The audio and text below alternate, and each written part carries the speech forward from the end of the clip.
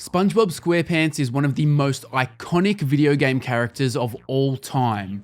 No, that is not a hot take. Just look at how many games Nickelodeon's Yellow Sponge cash cow has appeared in across more than 2 decades.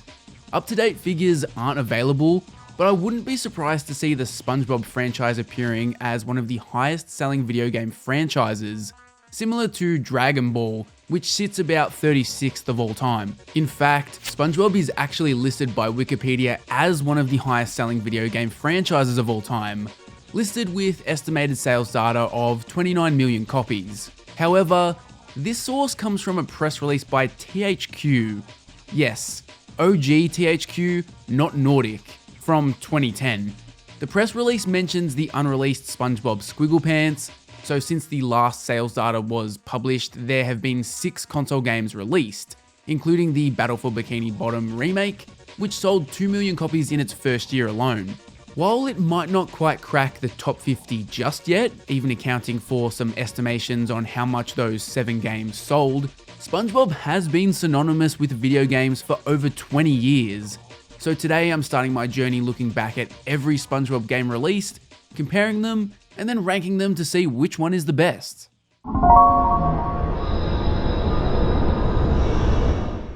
Since debuting in the video game space in 2001, there has been a SpongeBob SquarePants game on just about every single console. Yes, even the PlayStation Vita. From 2001 to 2015, there was basically a SpongeBob game released every year. 2013 was an exception, although there were 2 major SpongeBob games released in 2012 to make up for this. The only other exception was 2014, where there were no releases.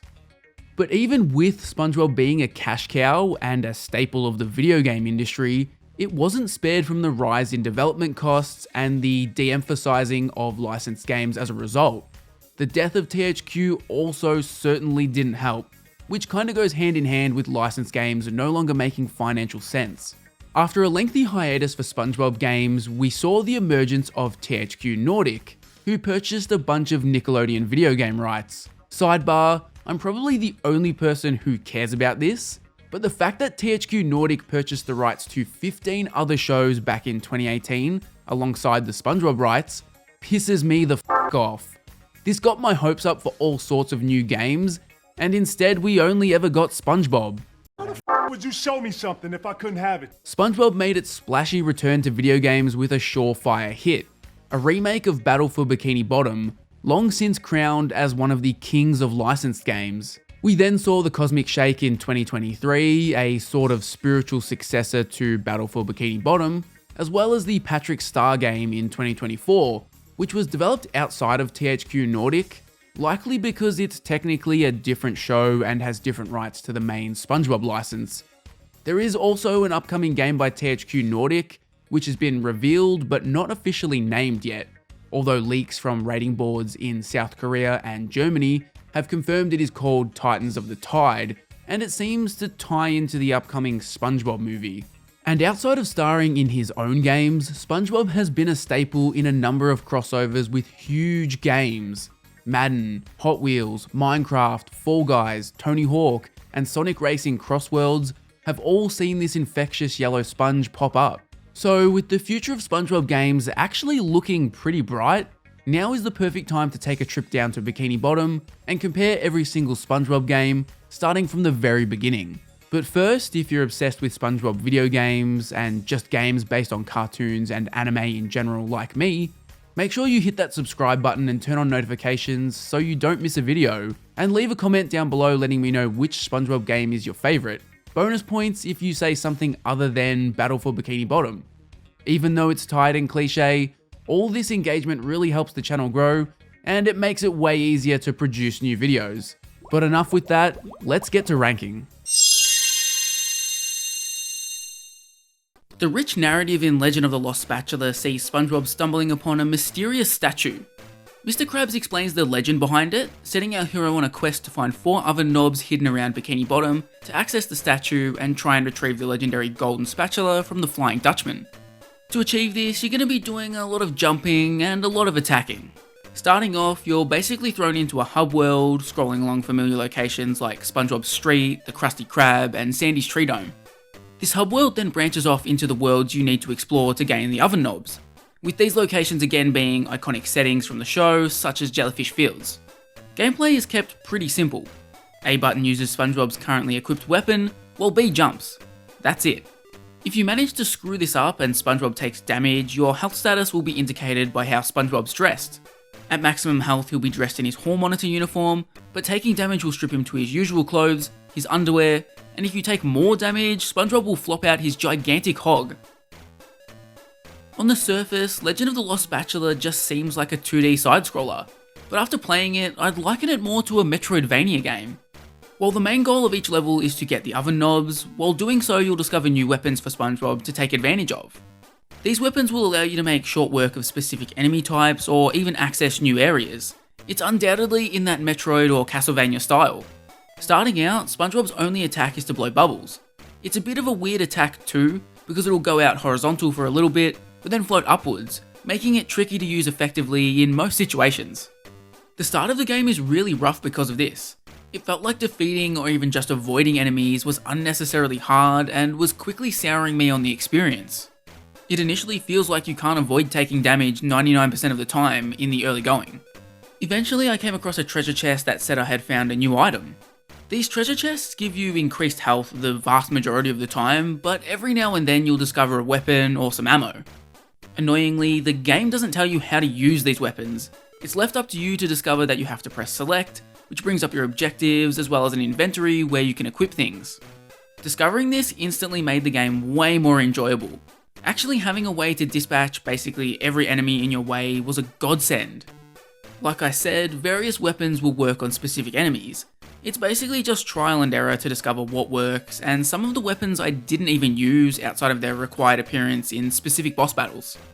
To be honest, you can probably play through the entire game, save for the boss battles, without engaging with these different items.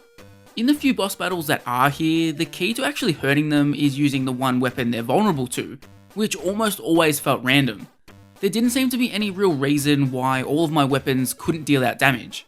Perhaps a better version of these boss battles would have taken inspiration from Mega Man. Mega Man bosses always have specific weapons they're weakest to, but that doesn't mean you can't utilize the other weapons to great effect. Doing that here would have made a lot more sense.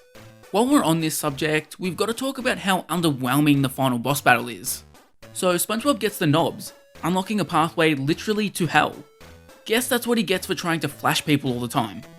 You eventually platform your way to the Flying Dutchman, who you force feed Krabby Patties to for a little bit, and then the boss fight sort of just ends.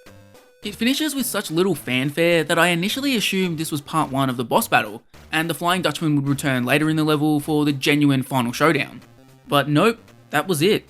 That was the end of the game.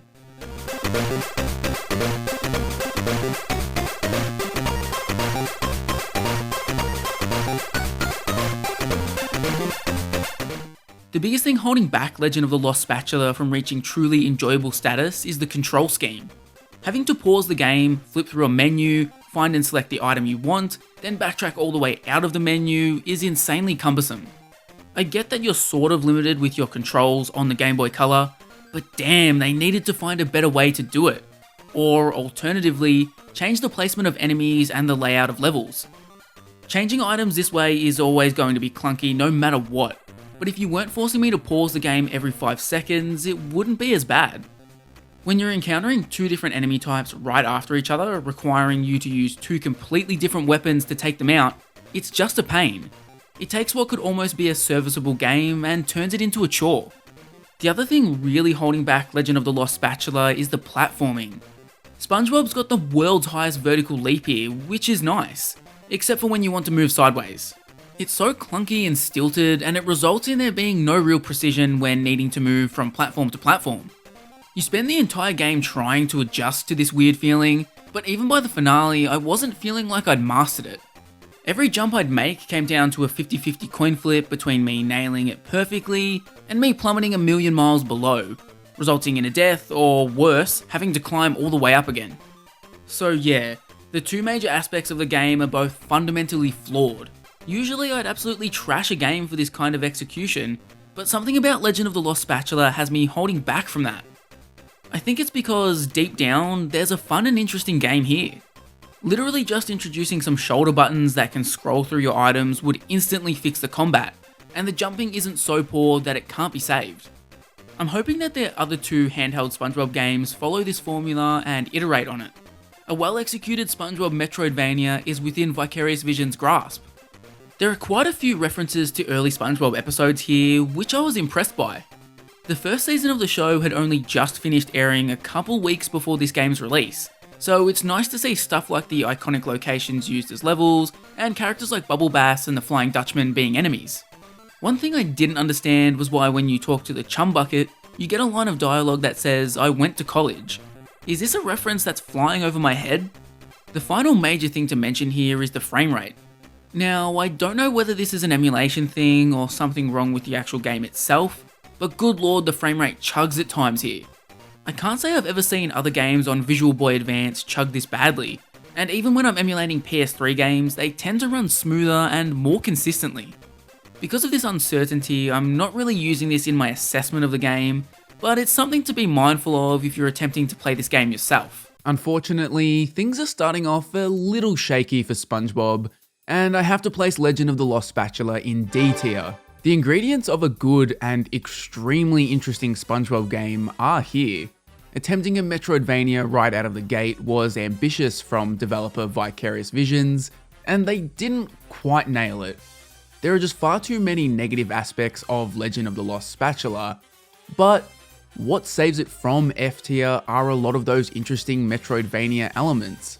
It's not amazing, but worth checking out purely to see such different ideas for a licensed game, especially one that was released back at the turn of the millennium.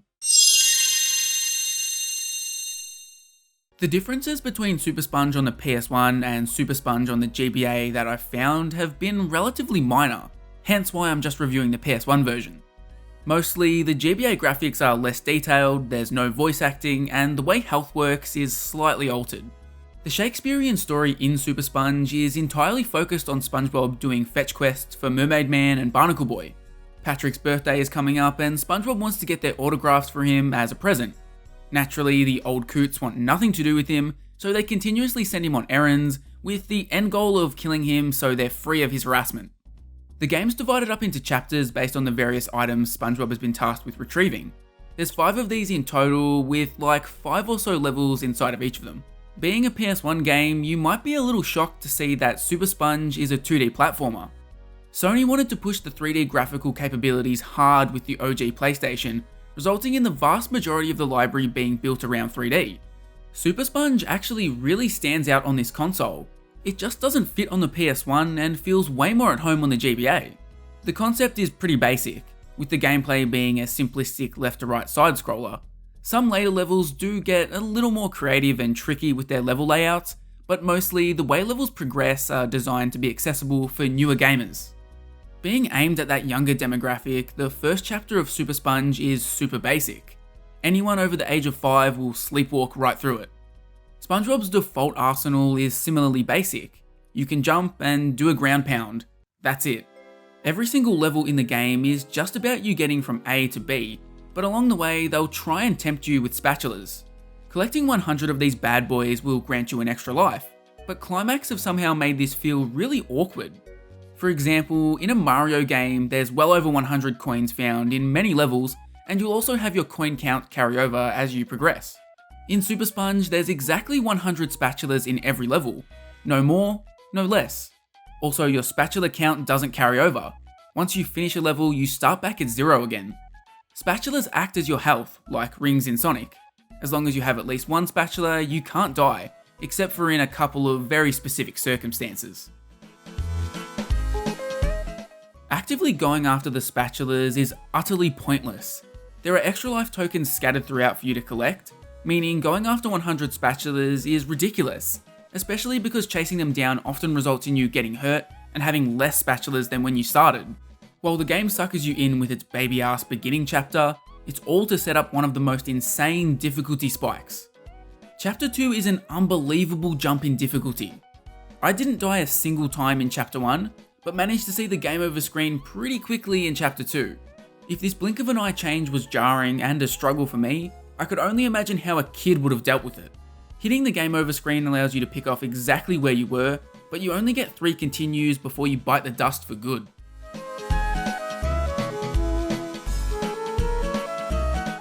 I hate this kind of design.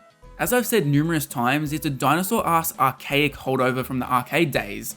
Guys, I already gave you money for the game, you don't have to try and extract quarters from me anymore. In general, I found that SuperSponge is just a really poorly designed platformer. The majority of your obstacles in this game will be enemies and spikes. Some late game levels involve tricky jumps over bottomless pits, but they're definitely a minority.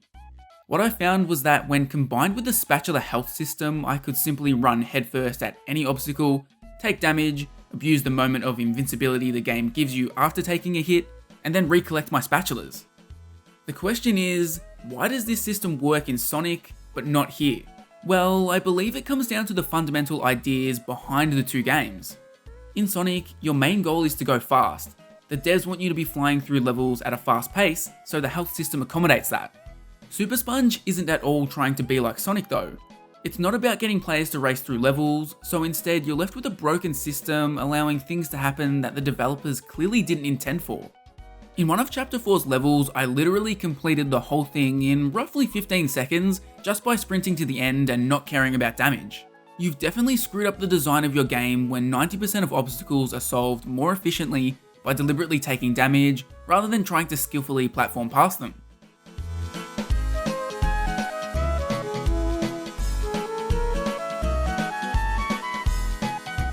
To break up your constant spamming of the right D-pad button, Climax have a host of special abilities throughout the game. Immediately you'll be introduced to the jellyfish net. This gives SpongeBob the power to catch jellyfish floating around levels and then toss them at enemies to remove them from your path. The problem with this is that the trajectory of the jellyfish net throw is ridiculous. SpongeBob throws it out at a reasonable height you would expect from an attack like this, but then it drops like a sack of bricks. It's not intuitive to use, and I pretty much ignored it entirely after the first chapter. You go through that chapter with only a single ability / weapon being introduced, but in the second chapter they go into overdrive, introducing some new gimmick in basically every level. You'll find balloons to make you float, the squeaky boots that help you platform better on certain surfaces, I think. They didn't really explain that one too well. There's also a karate glove that will randomly disappear, and then the coral blower. Fundamentally, the coral blower is the same as the jellyfish net. You suck up ammo and then point and shoot at your desired target. This time it comes with the additional function of destroying walls that are in your way. It's fine in theory, but in execution it stinks. Firstly, wearing the coral blower alters your movement. Platforming controls are fine in this game, but wearing this makes SpongeBob sluggish and a chore to control. And then you find out that you can only pick up one bit of ammo at a time while using it. There are numerous times in the game where they ask you to destroy multiple walls in a row, forcing you to run back and forth while wearing this cumbersome nuisance. These moments were easily my least favourite in the game. I couldn't wait to leave this annoying thing in the dust. I guess the one positive I can say about all of these weapons and abilities is that they don't completely abandon them. Later levels see them being combined slightly, but it's very half-assed and not very engaging. The last aspect of the gameplay I wanted to touch on was the boss battles, because of course we needed end of chapter boss battles. I don't think it'll come as a surprise to hear me say they're awful. SuperSponge's bosses range from being confusing to clunky to incredibly easy to cheese your way through. Each boss battle gives you a hint towards how to defeat it before starting. The first fight was with a giant jellyfish, with the hint telling me that I had to throw jellyfish at it because it was scared of jellyfish. They also clearly had no idea what to include for these boss battles. Most SpongeBob games boil down to Plankton being the antagonist, with him employing some sort of army of machines. This game doesn't really have an antagonist though, so you're mostly having boss fights for no real reason. Outside of the Flying Dutchman fight, they're all random creations. I mean, the game ends with a boss fight against SpongeBob's arch nemesis, the Iron Dogfish. It's reminiscent of stuff like the early Simpsons games, where developers didn't really know too much or have a whole lot of material to work with, so they had to invent random villains or weirdly glom onto really minor characters. Oh, and how could I forget the end cutscene? Just watch this nonsense. Happy birthday! Happy birthday! Happy birthday! Meow, meow, meow, meow! Happy birthday! Happy birthday! Happy birthday! Happy birthday! Stand still while I take your picture.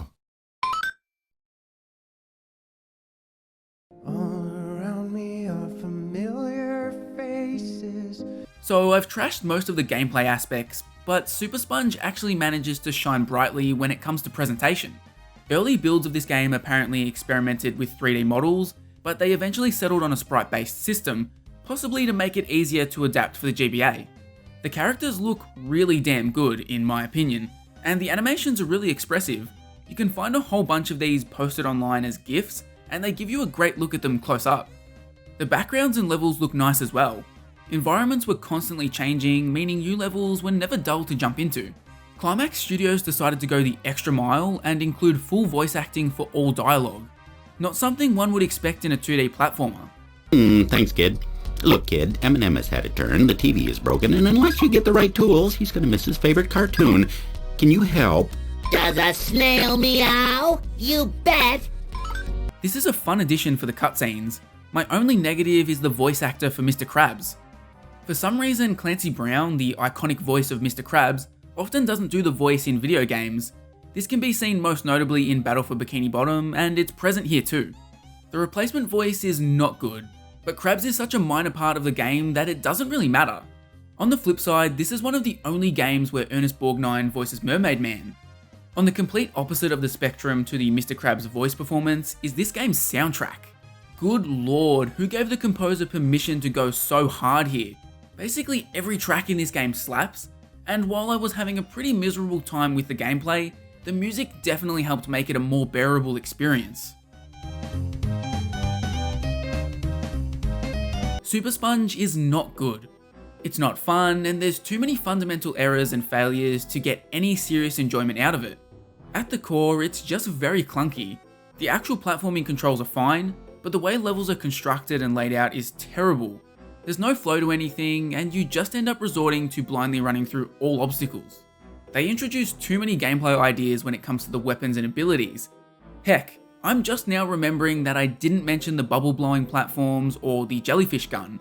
All of these are forgettable or half-baked, and they really don't add much when, like I said, the best way to solve any problem in SuperSponge is to blindly run. If it wasn't for the solid graphics and the banging soundtrack, I probably wouldn't have had anything positive to say about it. Here's hoping that Revenge of the Flying Dutchman will be a better experience. SuperSponge is another disappointment to kick off SpongeBob's foray into video games. Definitely another D-tier effort. I like the visuals and the soundtrack is elite, which is enough to save it from F-tier, but I wouldn't recommend you checking this one out, especially with some incredible games on the horizon.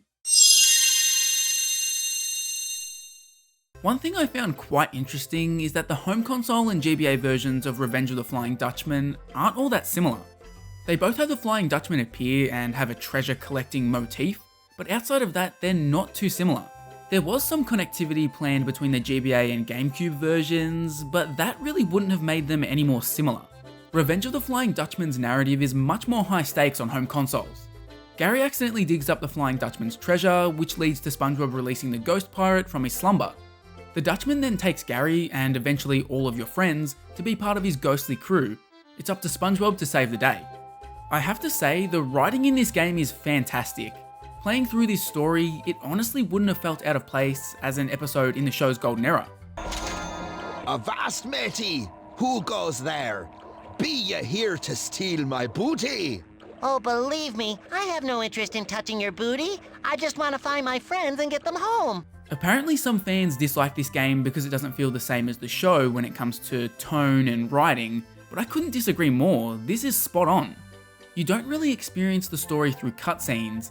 The cutscenes here are all static, with still characters repeating canned animations while a conversation happens. Even with this low budget option, the writing is strong enough to have you listening to everything the characters have to say. I love visiting Sandy in her tree dome. Where else in Bikini Bottom can you worry about dying from all this air? The goal is for SpongeBob to find all of the Dutchman's treasure, which will somehow allow him to free his friends. In each level, you'll find letters that spell out SpongeBob. Grabbing all of these takes you to a timed tile puzzle, and completing that then takes you to a treasure hunting portion. Getting the SpongeBob letters is a varied task. Often you'll just have to platform to a certain section of the level, But then there are letters that are obtained through more unique activities and events. Maybe you'll be delivering food for Mr. Krabs, or maybe you'll have to play golf. The other thing to do in this game is to collect gold doubloons and catch jellyfish. This initially seems like just a typical 3D collectathon platformer thing that you do for 100%, but basically every level will ask you to collect and catch a certain number to obtain a letter.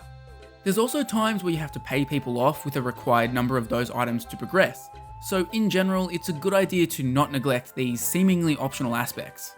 SpongeBob's journey takes him to 7 different levels. You'll start in Bikini Bottom and end up heading to downtown, Sandy's Tree Dome, Jellyfish Fields, Chum World, Goo Lagoon, and then the Flying Dutchman's Lair. The levels are relatively small for the most part, with Jellyfish Fields feeling like the odd one out. Personally, I felt like Jellyfish Fields was almost a prototype Battle for Bikini Bottom level with the way it was laid out and structured. Standard controls like movement and jumping are passable for this era of 3D platformers. It's no Ratchet and Clank, but it gets the job done. My one big issue is that SpongeBob's shadow has a habit of disappearing at the worst times when you're making tough jumps. Not being able to accurately tell where SpongeBob will land resulted in a lot of deaths. Like Ratchet and Clank's unique hook of having a crazy arsenal of weapons, Revenge of the Flying Dutchman has a decent twist on its gameplay. Littered throughout Bikini Bottom are these costume tents. As you play, you'll unlock 3 different costumes, each of which has a new ability. The first and easily the most often used is the jellyfishing costume. I would hazard a guess that I used this costume for like 90% of the game, largely because catching jellyfish is such a prevalent part. Other than that, this costume also allows you to hang onto fishing hooks, which plays a role in traversal during some levels. There's the Mermaid Man costume, which was pretty much pointless. You can throw water balls that are necessary pretty much once, so outside of that I never found a point in putting it on. Lastly, there's the Reef Blower. This is used to move certain objects and blow pinwheels. It's unlocked super late in the game, and it actually forces you to return to some earlier levels because there are letters you can only grab once you have it. Overall, it's a solid-ish system. I think a less turbulent development could have allowed the costumes to be better utilised though. As it stands, it's pretty much the jellyfishing game. Camera controls could have used some tweaking too, but like most things in this game, it's passable and not a massive hindrance. That's really a consistent theme for Revenge of the Flying Dutchman on home consoles. My negatives generally don't harm the overall experience too much. The DNA of the game is solid. One of my most hated moments was the reef-blowing golf game I mentioned earlier. The physics do not function well here. Just watch me try and push this ball up a ramp to get to the final checkpoints.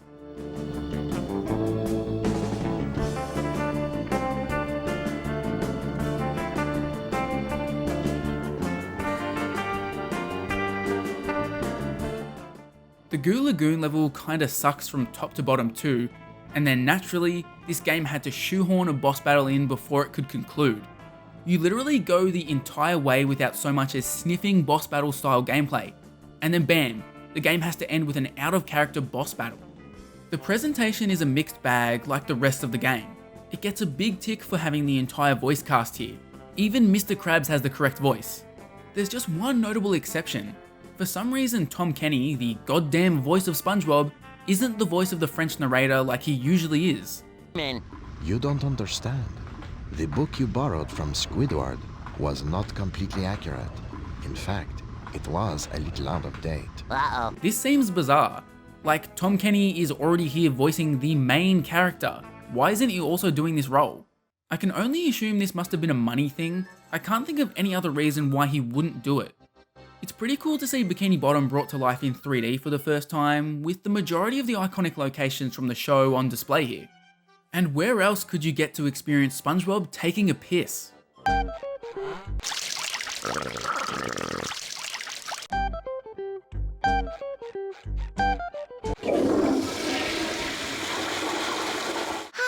Apparently you can also make him shit too.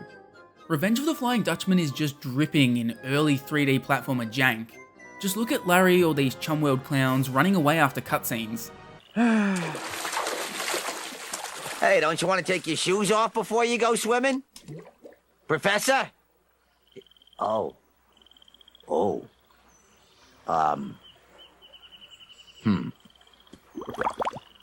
One of the strangest design decisions in the entire game centers around the music. Instead of having the music change based on your location, the game's music changes based on what costume you're wearing. There are a couple of levels that are exceptions to this rule, but for the most part, that's how the game's soundtrack works. On paper, this seems kind of cool, especially if they had really fleshed out the costume system. Instead, it really falls flat. Like I said earlier, 90% of the game is you in the jellyfishing outfit, so that's basically all you'll be hearing. Honestly, I like Revenge of the Flying Dutchman on home consoles. It's a fun little 3D platformer. Yeah, it's not as good as Battle for Bikini Bottom, but you can see so much of its DNA present here. It's clear as day that Revenge of the Flying Dutchman was the inspiration for that iconic game. I just can't disagree more with some of the critical reception for the game.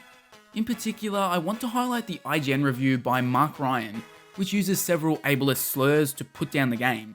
Even in 2002, this shit wasn't cool, you f***ing edgelord. Also, the only technical issues I had on the GameCube version was a glitch at the pressure plate section in the downtown level, which was thankfully resolved by exiting and entering the level again. For a game with such a turbulent development, having no glitches outside of the PS2 load glitch that tanked that version's score is pretty good. Revenge of the Flying Dutchman really doesn't get the respect it deserves, but I'm going to change that right now. It's our first entry into A tier. It's just missing that little something to push it into S tier, but there's no doubt that Revenge of the Flying Dutchman on home consoles is a great game. Battle for Bikini Bottom owes so much of its quality and just overall existence to this game. This is a must-play for any SpongeBob fan, and even just fans of early 2000s platformers. As has been the trend with Nickelodeon, this 2D platformer has a couple of difficulty modes. I've never been brave enough to pick the hard mode, but I do wonder what it does to make the experience tougher here. You're given a tutorial mode right off the bat to get you accustomed to everything, and also to set up the game's minimal story. Basically, Gary runs away and you end up finding the Flying Dutchman, and then he tells you to go find his treasures. Not really much revenge going on here. As far as the gameplay goes, it's a pretty standard 2D platformer. You've got coins to collect in each level, which if you grab every single one of them, you get a bonus level that allows you to win 1-ups. And of course, because this is a Nickelodeon 2D platformer, there has to be some extra objective bullshit, rather than make a straightforward A to B platformer. Here you have to find 3 keys in every level to unlock the treasure at the end. Every damn Nickelodeon game. Can I just get one normal platformer? Throw me a bone here. The initial couple of levels are pretty simple. You'll almost trip over each of the keys on your way to the end goal. However, from as early as the 3rd level, you'll start missing them and have to backtrack. It's just painful. The experience could have been a lot worse though, because the overall controls in Revenge of the Flying Dutchman are solid. Platforming is tight enough to handle the jumps set up in this game, and SpongeBob has a weird sort of glide you can utilise where he inflates himself like a balloon. There's the disturbing crawl move from SpongeBob too. I think the biggest issue with traversal early on is that SpongeBob's movement speed is too slow. For the first few levels, you're just walking around. Eventually, after a rather dull encounter with Plankton where you have to stop him from stealing Krabby Patties, you gain the ability to run, which pretty much solves this issue. In a similar manner to Hey Arnold the movie, this game is also much more focused on combat than platforming challenges. The main mechanic of Revenge of the Flying Dutchman is SpongeBob's bubble blowing. At first, this is used purely to trap jellyfish floating around levels, which can then be used as platforms. Very quickly, it evolves into something much more though. You'll get different types of bubbles that will float you upwards or give you a bounce, that don't require you to trap an innocent sea creature. Also, there are the strong bubbles, which allow you to kill innocent sea creatures. Bit of a double-edged sword here with the powers. These bubbles will help you navigate each level, and the concept is pretty cool, but it's held back by a pretty big flaw in my opinion. Instead of SpongeBob having a constantly present arsenal of moves you can cycle through, the game just dictates what powers you have. You can only have one power at a time, with the game almost forcing you to change powers based on where you are in a level. I think it's a massive missed opportunity to not let players switch powers on the fly. Particularly in later levels, the traversal challenges to find keys feel like they have multiple solutions to them, like they were designed to have players pick whatever power they thought would get them to the goal easiest. Building the game around this would have worked so much better, and also eliminate the multiple times where I accidentally grabbed the wrong bubble ability, locking me out of the chance to actually progress. This one simple sliding doors moment genuinely makes the game so much worse in my eyes. On a positive note, checkpointing here is really solid. which is a necessity when some levels will take you like 45 minutes to complete. Honestly, after the first couple of levels, this game becomes a chore to play. The third level is designed to be the most annoying thing possible, with projectiles and enemies being launched at you constantly. Then you arrive at the ice level, which might be the most frustrating and least enjoyable 2D platformer level I have ever experienced. It's a slog to go through with the constant slipping, it's ridiculously long, and to make matters worse, they introduce a wind mechanic that is constantly blowing SpongeBob around. It's like Vicarious Visions set out to make the most tedious level possible. And of course, I'd be doing this game an injustice if I didn't mention the boss battles. It wouldn't be a Nickelodeon game without randomly shoehorned in boss battles. Daring today, aren't we? Presentation wise, I don't like Revenge of the Flying Dutchman on GBA. It has a kind of ugly style and some very weird issues. Take Mr. Krabs for example. What's wrong with his nose? Revenge of the Flying Dutchman on the GBA is a tedious experience. The fundamental process of playing through levels just isn't fun. With the way things are set up, it often feels like the world's shittiest Metroidvania, with players constantly having to backtrack and grab different bubble powers. It's quite similar to how I felt about Hey Arnold the movie, in all honesty, except that game felt like it had the structure and DNA to be a really fun, straightforward platformer, which isn't really the case here. I just want a normal Nickelodeon platformer. No strange objectives or half-hearted attempts to dabble in different genres, just make Super Mario Bros. With a Nickelodeon skin. There are ways Revenge of the Flying Dutchman could have been a success though. Throw away all the key collecting rubbish, make the levels linear outside of secret bonus areas that aren't a requirement to find, and then give me access to all of the bubble powers with the freedom to decide how I want to get from start to finish. Make those changes and I could see myself really enjoying this. I couldn't disagree more with the reviews for this game. This is nowhere near the upper echelon of Nickelodeon games with how much of a chore it is to play. I found the GBA version of Revenge of the Flying Dutchman to be pretty underwhelming. I think it is better than SuperSponge and Legend of the Lost Spatula, but a whole tier above? Nah, this is another D tier. I guess the positive thing so far is that even in the bad SpongeBob games, there are nuggets of good ideas. We really haven't seen an absolute train wreck so far. So here we are, the holy grail of Nickelodeon games. Plankton plans to unleash a plague of robots on Bikini Bottom in order to steal the Krabby Patty formula, but an oversight means the robots refuse to obey him. As a result, the robots have decided to try and take over the world on their own, and for some reason, SpongeBob hunting down golden spatulas will save the day. This is SpongeBob SquarePants Battle for Bikini Bottom, and it's a damn good time. I'd already played the remake before coming into this, so I knew I was going to like it. But having played that version last year, particularly because it's so faithful to the original, has taken the winds out of the original sails a little bit. Additionally, having reviewed Revenge of the Flying Dutchman, it's pretty clear that this game stands on the shoulders of that far more underappreciated title. If you played the original Battle for Bikini Bottom for the first time without any of that context, I can 100% see why it's treated as a masterpiece. The clamouring for a remake is so much clearer now. Essentially, Battle for Bikini Bottom is your standard late 90s, early 2000s collectathon platformer. Your main goal is to collect the golden spatulas that have been spread around Bikini Bottom's various locations, serving the same purpose as stars or jiggies. Some of these will be obtained via typical platforming challenges, but others will require puzzle solving, discovering hidden areas, all of that great 3D platformer stuff. Spatulas aren't the only thing you'll be collecting though. You're immediately introduced to these flower looking things that the game officially calls shiny objects, creative. These aren't entirely essential on your journey. Many times they'll unlock something like the bungee sections that allow you to obtain another spatula. Additionally, every time you collect a certain amount, you can trade them to Mr. Krabs for a spatula. So while you can technically ignore them, it's a good idea to stock up as you frolic about Bikini Bottom. Then you have Patrick's socks. These are usually put in hard to reach or hidden places. Every time you grab 10, you can take them back to Patrick and exchange them for another spatula. Because of these two additional mechanics, you're actually free to skip some of the spatulas in levels. You need 75 to access the chum bucket and save the day, so the extras from Krabs and Patrick will help. But in reality, it only helps in a very minor way. You only get the slightest bit of leniency here, and you're going to be exploring every single level to get to the end. In that way, it differs from something like Mario 64, where you can easily beat the game without experiencing everything the game has to offer.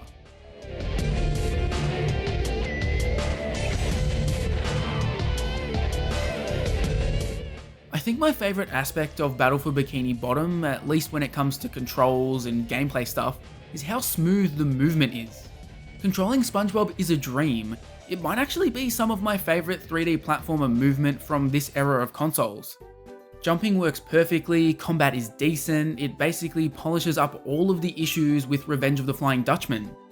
I guess my one negative here is SpongeBob could have used a sprint option. His movement speed is somewhere between a sprint and a walk, which is fine a lot of the time, but painful when you're backtracking or trying to clean up some missing collectibles. Interestingly, SpongeBob isn't the sole star of Battle for Bikini Bottom. Sandy and Patrick both get to tag along for the ride. They play a really big part in the gameplay too, as some spatulas can only be obtained by specific characters and their unique abilities. It's very similar to how Super Mario 64 DS introduced Luigi, Wario, and Yoshi into the fray. You know your gameplay idea is pretty good when Nintendo ends up doing something similar. Characters are changed at bus stops that are scattered about levels. You don't get free reign of the characters though. Only 2 of the 3 characters are ever utilised in each level, but it's still pretty cool. Selfishly, I would have liked to see on-the-fly switching of characters here. Having to find a bus stop because you just discovered you have the wrong character to get a spatula can be quite annoying. Heavy Iron generally does a good job of providing a bus stop exactly when you need it, but there are still plenty of times where the location of a bus stop is just too far away. In addition to these new characters, SpongeBob will learn new bubble abilities as the game progresses, allowing you to return to certain levels and finally nab a spatula that had been teasing you earlier. I think the best thing about this multi-character approach is that they all feel distinct and different. SpongeBob has got his bubble abilities and high jump attack, Patrick is the only character that can throw fruit to solve a plethora of puzzles, and his attacks can't be utilised in mid-air, while Sandy's biggest benefit is that she can glide. I think Sandy is my favourite of the trio. She takes most of the combat strengths of SpongeBob, and when you throw in the glide, she's just a joy to use when traversing levels. It creates all sorts of unique situations. As I touched on, SpongeBob gets upgrades in the form of his bubble abilities. The first of these is the Bubble Bowl. I can only assume this ability was created by Satan himself. This attack/puzzle solving ability sees SpongeBob throw a bowling ball made from a bubble. It can be used to hurt enemies, but you'll mostly use it to activate certain switches and complete puzzles. Aiming this thing is a goddamn nightmare. Even the most basic uses of it are made tough. I pretty much refuse to use it unless absolutely necessary. The last little tweak to the gameplay is the slide sections. Most levels have at least one of these and they control well enough. It does get a bit much when you arrive at the level that is entirely designed around these though. Sliding is a fun transition between 2 parts of a level, but when it's the focal point, the cracks really start to appear. Overall though, Battle for Bikini Bottom is just fun to play. This game isn't perfect, it has a lot of flaws if I'm being honest, but the gameplay just has some intrinsic quality that makes it so satisfying. Running about as SpongeBob feels so good, and it's the reason why I'm optimistic that Purple Lamp will produce something decent with the Cosmic Shake. If they bring the basic controls over to that, it'll be fun to play at an absolute minimum.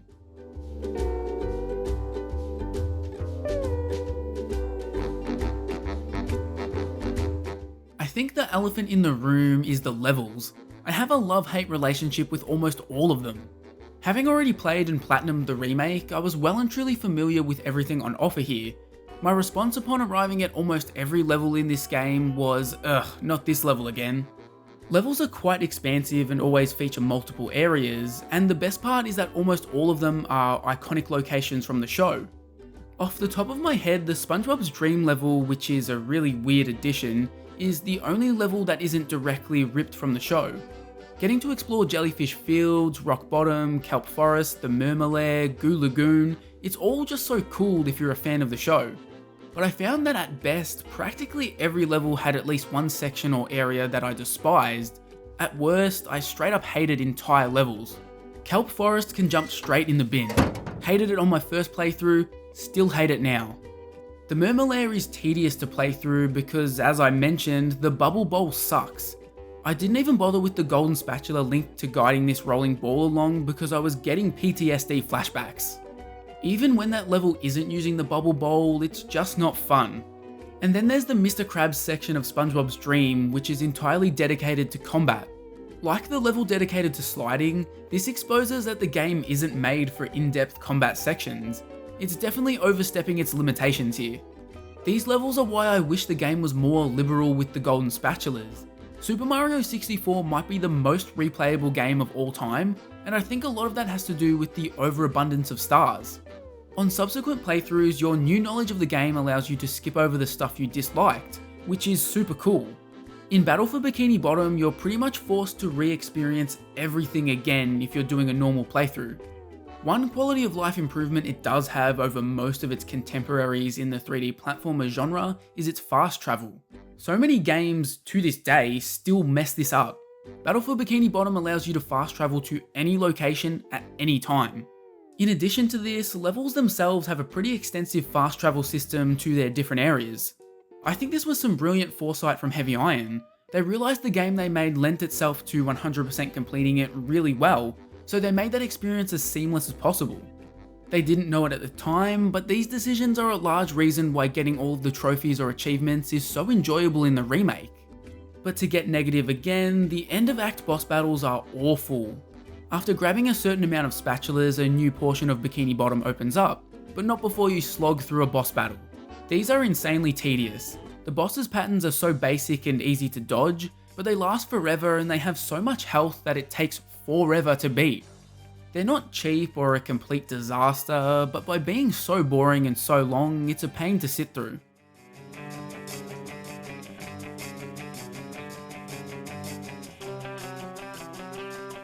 The last thing I need to discuss is the presentation. Heavy Iron smashed it out of the park here. The visuals are solid. They won't wow the pants off you, but they're an obvious step up from Revenge of the Flying Dutchman, and they're good enough for me. Not every game is going to be tacking the power of Juju levels of gorgeous. It's really the combination of these solid visuals, the iconic locations, and spot-on sound design that end up making you feel like you're in the show. It's such a cliche line, but Battle for Bikini Bottom makes you feel like you're experiencing an episode of the show. Every time you run into a character, they're voiced, even if they did have to get a sound-alike for Mr. Krabs, and the writing wouldn't be out of place for a Golden Years episode. The only aspect where the presentation really lets itself down is the random bits of dialogue characters spit out while running around. These give the game life in its down moments and helps prevent an all-star brawl situation where the game feels like a library, but they needed more content here. Hearing SpongeBob constantly say his "like a spring breeze" line or his line about pushing buttons was painful by the end. Sometimes pushing a simple button is the most satisfying. Push, push, push, push. Battle for Bikini Bottom is easily the best SpongeBob game so far. I think it definitely owes a lot to Revenge of the Flying Dutchman. That game was very rough around the edges, but so much of the essence of this game started way back there. What else could I possibly say about Battle for Bikini Bottom, other than this was the easiest S tier of all time? Every SpongeBob fan should play this game. Every 3D platformer fan should play this game. Battle for Bikini Bottom is the shining example for why licensed games have such a strong appeal. When you get the right developer, full of passionate people who want to do right by a show, they can produce magic. Often the handheld versions of these licensed games are radically different from their flashier console big brothers.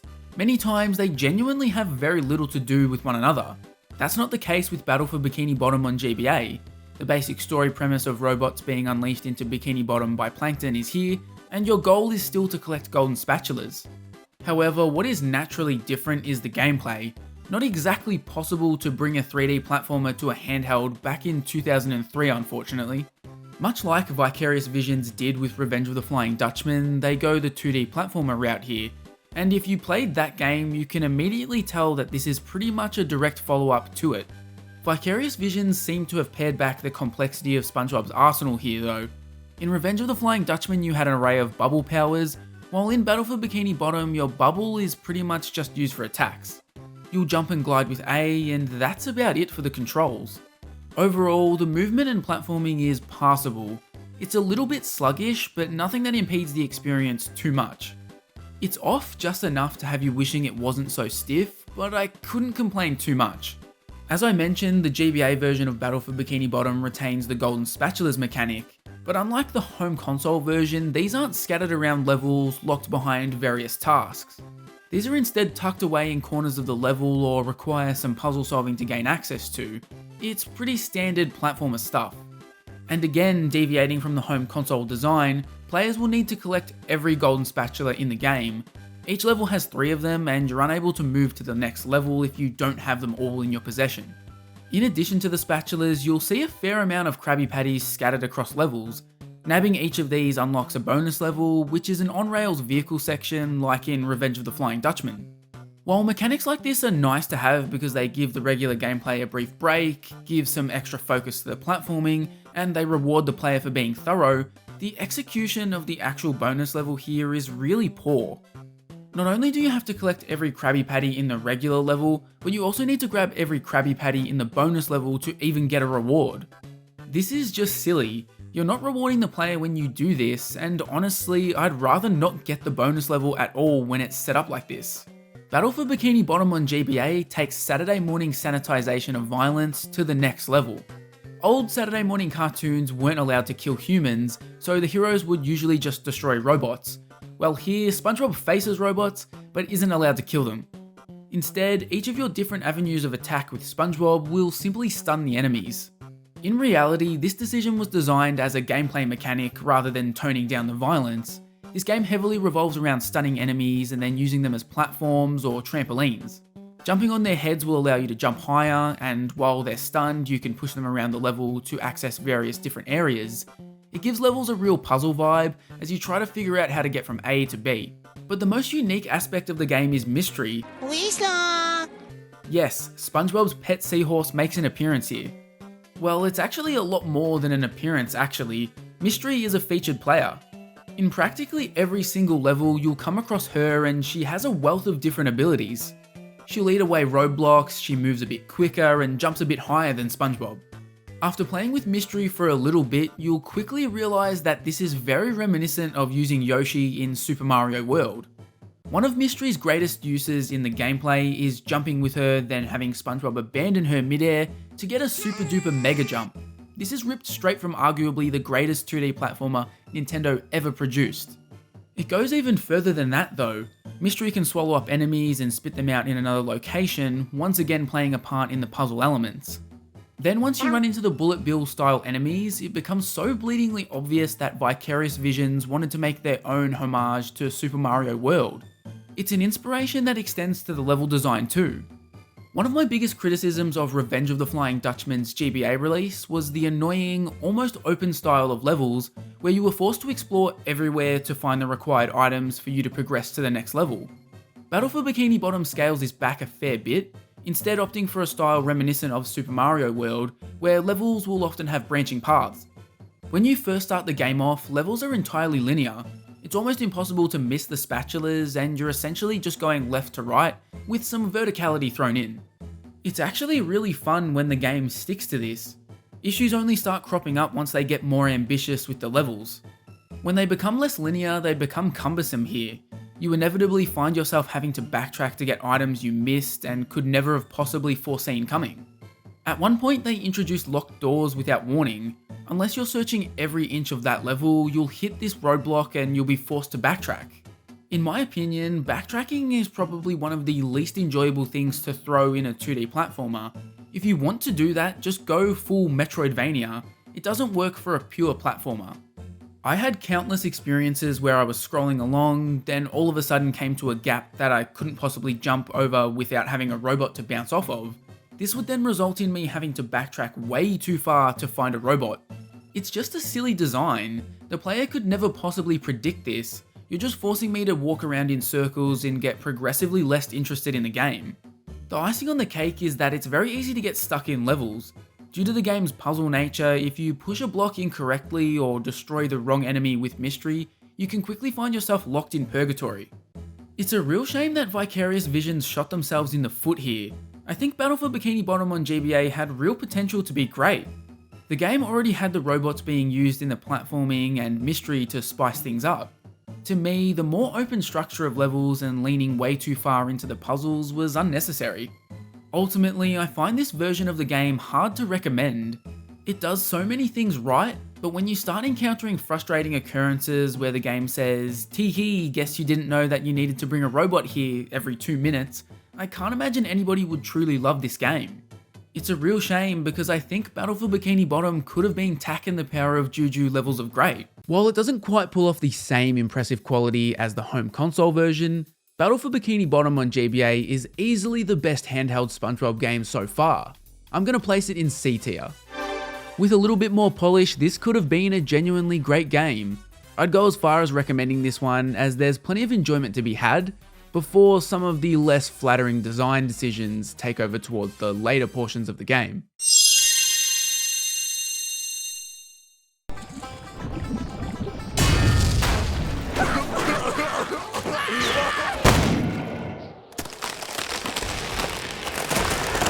The SpongeBob movie on home consoles makes such a good first impression on players, particularly if you've played Battle for Bikini Bottom before. Each of the opening levels really feel like more polished versions of something you'd see in the previous game, with a number of things really being refined here. Being based on a film, the developers were obviously put on a ridiculously truncated development timeline, which results in some concessions being made here and there. But despite that, I genuinely felt like this was the better game, at least for the opening couple of hours. Unfortunately, the first impression the SpongeBob movie makes is a little too good, because once you get in a little deeper, you find a deeply flawed game that falters in far too many areas. One of the biggest reasons why this game starts off strongly is because it is such a faithful sequel to Battle for Bikini Bottom, both in design and in the basic controls. Platforming and controlling the characters feels so fluid and arguably better than the original game. Heavy Iron clearly had a great grasp on how to make a 3D platformer that feels comfortable. I also need to give them props for the tutorial level here. It's legitimately one of the most well-crafted tutorials I've ever played. It teaches you every single one of the game's basic controls and abilities, as well as introducing how levels will be structured without ever having to directly tell you all of this. Everything in the tutorial is laid out perfectly to ease players in and have them understand the game almost instantly. It's a masterclass in design. A strong theme throughout the SpongeBob movie is Battle for Bikini Bottom, but slightly different, which is instantly seen in the game's collectibles. The first place you come across this is in the game's version of the shiny objects. They're the collectible you're grabbing every time you smash a box or kill an enemy. In Battle for Bikini Bottom, these acted as a currency, gating off certain areas until you had enough to progress, but in the SpongeBob movie, they're experience points. Once you hit a certain target, you'll get a skill point, which you can sink into either SpongeBob or Patrick, upgrading health or the strength of the various abilities they gain throughout the adventure. There are also apparently called manliness points, which I don't think is ever brought up during the game, and they're shaped like dumbbells, which is weird, but considering the previous game just called them shiny objects, it's actually a step up. Every time you get a new skill point, the game lets you know on screen with this P icon. I guess the P stands for point? I don't know, Heavy Iron seems to be so random with their design choices around this stuff. Under the hood, the SpongeBob movie has an anti-grinding mechanic for manliness points. Grinding was a thing you could do in Battle for Bikini Bottom, although in my experience platinuming Rehydrated, I never really found it necessary. How this mechanic works is that the longer the player stays in a level, the lower amount of manliness points they receive from boxes, enemies, and combos, until eventually all boxes and enemies are just giving you like 1 point. This mechanic persists even if the player leaves the level and returns. Naturally, it doesn't affect manliness points that are just sort of scattered throughout the levels. Honestly, it seems weird to me that they were so keen to crack down on grinding. I guess it could have broken the game a bit here because their use is making the player stronger, rather than removing a roadblock. Playing through the SpongeBob movie, I found that I was upgrading my skills so quickly that they shouldn't have even bothered with this anti-grinding effect. I was getting multiple upgrades per level most of the time, and to me it felt like the system was designed to have the player be fully upgraded before they reach the end of the game, kinda making the grinding stuff pointless. Replacing gold spatulas are the very fitting Goofy Goober tokens. I'm sorry, SpongeBob. You don't have enough Goofy Goober tokens, which can be used to unlock new moves at certain points in the game. Most of the abilities from Battle for Bikini Bottom return, including the spawn of Satan itself, the Sponge Bowl. I'll give a lot of credit to Heavy Iron though. They brought back the worst ability, but it's been majorly improved. It's still not amazing, but aiming it feels so much better. In my opinion, Rehydrated should have plucked the Sponge Bowl controls from this game. It would have made the remake close to perfect. But on the flip side, Patrick's ground pound ability just felt way worse here. I don't know why, but I found myself constantly accidentally activating this while Patrick was in the middle of a jump, which isn't something I ever experienced on my 2 Battle for Bikini Bottom playthroughs. No idea whether this was a me issue and I'd suddenly sprouted fat fingers, or it was something subtle that had changed about the controls. One of the biggest additions to the gameplay is the inclusion of different challenge sections. Like Battle for Bikini Bottom, different missions exist within singular levels, resulting in plenty of opportunities to grab Goofy Goober tokens. I'm sorry, SpongeBob. You don't have enough Goofy Goober tokens. You've got combat challenges where you need to dispatch 3 waves of enemies, and SpongeBall challenges where the SpongeBall ability returns, but takes you through a tough course that really wasn't seen in the previous game. Lastly, you've got the platforming challenges, which feel like they were inspired by the same kinds of sections in Mario Sunshine. Just like Mario Sunshine, these can be fucking infuriating, but despite the sometimes intense difficulty, all of these challenge sections are much more interesting than the kind of gameplay Heavy Iron decided to feature heavily in grinding tokens. Much like Battle for Bikini Bottom, the SpongeBob movie has a number of sliding sections, both as small sections inside of levels, and then entire levels dedicated to this gameplay. Battle for Bikini Bottom had a couple of levels dedicated to this, but here it's a massive overkill. Compounding this issue is the Paddy Wagon. It wouldn't be a SpongeBob movie game without this iconic vehicle, but the implementation is a huge mess. The Paddy Wagon driving levels are just so awkward. The first time you go through this level, in most cases, you're just casually driving along with no real urgency. You're not in danger of dying or anything, so the level plays out as a more boring, flatter version of a regular level. Because the Paddy Wagon handles so heavily, you need to drive at the speed of crawl to actually smash boxes and get manliness points. They pepper in nitro power-ups that give you a speed boost when activated, and strangely, the Paddy Wagon controls a lot better when it's in this mode. Complete this initial drive-through of the Paddy Wagon levels, the game immediately kicks you to the next world. You can return to these worlds to do extra challenges later on to get more Goofy Goober tokens. I'm sorry, SpongeBob. You don't have enough Goofy Goober tokens. But it feels super weird that they didn't lump any of these challenges into the initial portion. It feels at odds with the other platforming levels, some of which allow you to get half a dozen tokens in a single run. The additional missions for tokens in the sliding and Paddy Wagon levels are so tiresome too. They're overly long and have significant penalties for failing them. Some of these missions take minutes and minutes to get through, and failing towards the end only to boringly sit through the same mission again is not fun. I would say sliding and driving is like half the game here, not even exaggerating, which I absolutely hated. The levels aren't nearly fun enough to be such a significant part. In my opinion, these sections should have been relegated to smaller challenge areas of the platforming levels, just like the combat or SpongeBob sections are. Obviously, we've got boss battles here. I found Battle for Bikini Bottoms to be very tedious, but here Heavy Iron have replaced those with fights that are laughably basic, just like the handheld version. The theme here is that each fight has you repeating the same thing over and over again as you drain the boss's health bar. They have a singular short movement pattern. Avoid that briefly, they'll leave themselves open, and then you take a chunk of their health with whatever that battle's gimmick is. As the internet's #1 boss battle hater, I will say that I prefer these boss battles to what Battle for Bikini Bottom had. If your fights are going to suck, at least make them easy and brief. One of the more significant tweaks to the Battle for Bikini Bottom formula is the level design.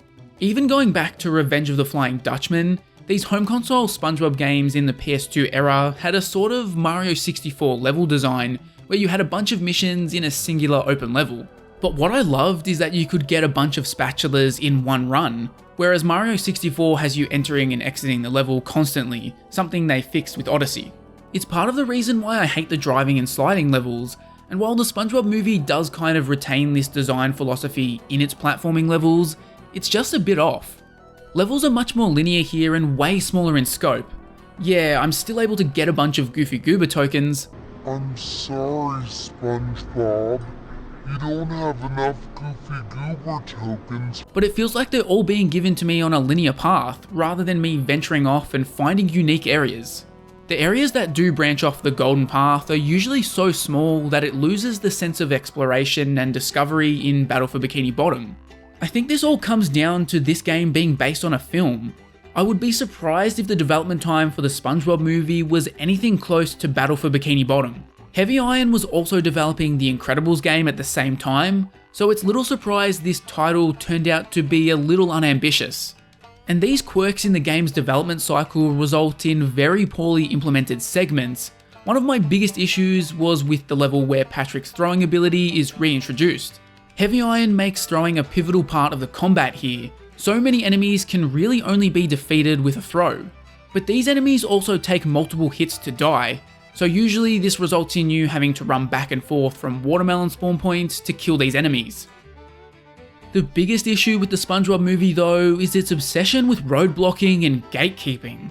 Battle for Bikini Bottom did this by locking certain things behind golden spatulas and shiny objects, but it was nowhere near as frequent as this. I hit my first roadblock in the trench level. Mindy told me I didn't have enough Goofy Goober tokens.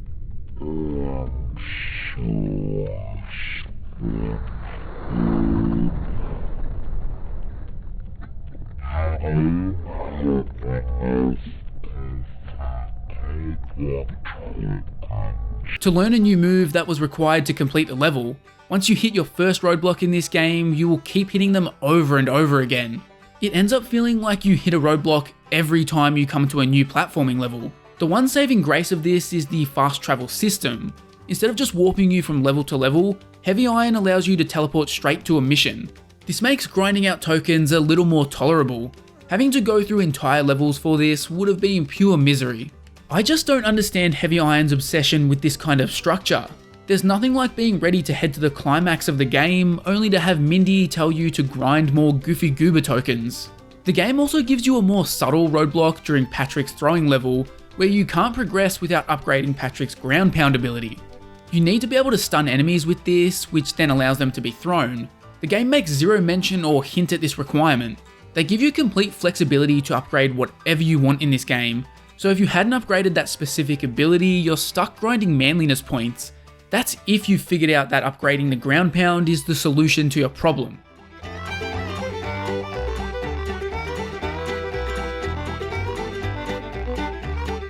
Alright, let's pump the brakes on the negativity.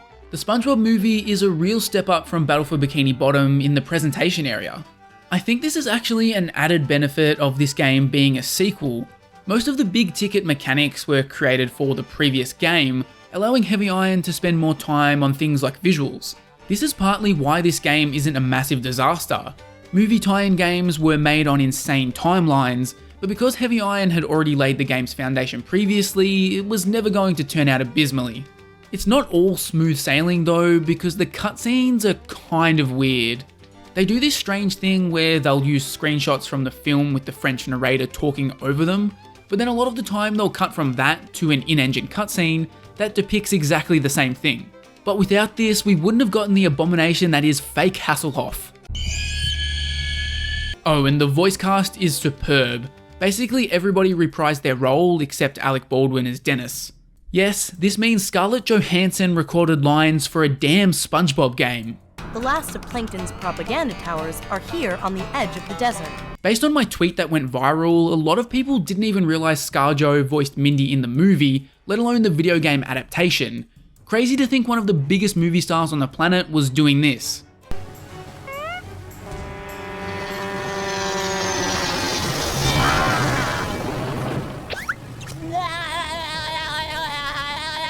I can genuinely see why this game was so revered by critics at the time of review. As far as 2004 standards go, the SpongeBob movie game is basically the Citizen Kane of movie tie-ins. This had so much potential, but Heavy Iron couldn't curb some of their worst tendencies, and I'm sure the truncated development cycle didn't help either. The more I played the game, the less I liked it. It's just perfectly summed up by a single word: tedious. The roadblocks are so damn tedious, and the fact that getting past them requires you to spend so much time with the sliding and paddy wagon makes it all the more frustrating. The Goofy Goober token requirements killed the game for me. Why couldn't the additional missions just be a fun thing for completionists to go after? The SpongeBob movie feels like a game made in a rush, but because Battle for Bikini Bottom already existed and this game lifted so much straight from that, it was never going to be a complete disaster. It feels like the only reason this game had any good moments is because Battle for Bikini Bottom existed before it. Purely when comparing 3D platformer gameplay, I think the SpongeBob SquarePants movie is a better game than Battle for Bikini Bottom. Unfortunately, there's so many issues with how this game is structured that ultimately make it an overall worse experience. And unfortunately, the experience is affected so much that it has to go into A tier. Obviously A tier means it's still a great game, but damn, there's a version of this game in an alternate timeline that is basically a 10 out of 10. Hopefully one day we get a remake that can fix up some of these issues. Possibly the most appealing thing to me about the SpongeBob movie on GBA is that we finally got a pure handheld platformer. Pretty much all of the previous handheld ports of SpongeBob games were half 2D platformer, half mangled take on the Metroidvania genre. For me, none of those previous games hit the mark. Here, WayForward aren't trying to do anything other than stick to a singular genre, and to be honest, it works decently. You get thrown into a little overworld showing where SpongeBob and Patrick are on their journey, and once you dive into a proper level, you discover that SpongeBob and Patrick are paired together just like in the movie. Despite the pairing, you only really control SpongeBob. At first glance, it seems like you'd be switching on the fly between the two, harnessing each character's unique abilities. I think this is maybe a missed opportunity, but I've seen so many systems like this single-handedly derail a licensed game before, so I can't really complain about WayForward keeping it simple. Despite the simplicity of the game, SpongeBob and Patrick have a surprisingly large array of abilities. You've got your standard jump with A and run with B, but then you throw in a ground pound and a glide, which sees Patrick get full nude. We'll close it. They aren't game-changing abilities, but they're the extra spice needed to keep the game from being boring. The big issue with the SpongeBob movie is controls. For starters, jumping is as floaty as it comes. I instantly got the vibe that this was done to simulate the feeling of being underwater, which is still weird because SpongeBob characters don't exactly act like they're underwater. You never feel like the jumping is precise, so when you start bouncing off enemies' heads for extra boosts and that sort of thing, you don't exactly feel in control. It's not completely awful or game-breaking, but it's off by just enough to interrupt your enjoyment frequently. The other big issue I had was the way SpongeBob skids if you dare to change direction while running. This issue doesn't crop up too much, usually only becoming noticeable during tense enemy encounters or boss battles, but when it does happen, you'll be cursing the developers for making it a thing. It wouldn't be a true platformer without a smattering of weird objects to collect during levels, something this game doesn't hold back on. Firstly, you have gold clams. At first, they seem like the standard collect 100, get a 1-up collectible, but they're not. Instead, they're this game's currency. Similar to Tak 2, outside of levels you can head to an item shop, which is run by Mindy, and purchase things like lives. It's a handy inclusion, especially because I feel like this makes the game a lot more accessible to the young demographic of SpongeBob. The other collectible is buckets. Yeah, buckets. I was stumped by these at first, but I quickly discovered that it's ammo for one of 2 special moves available to the player.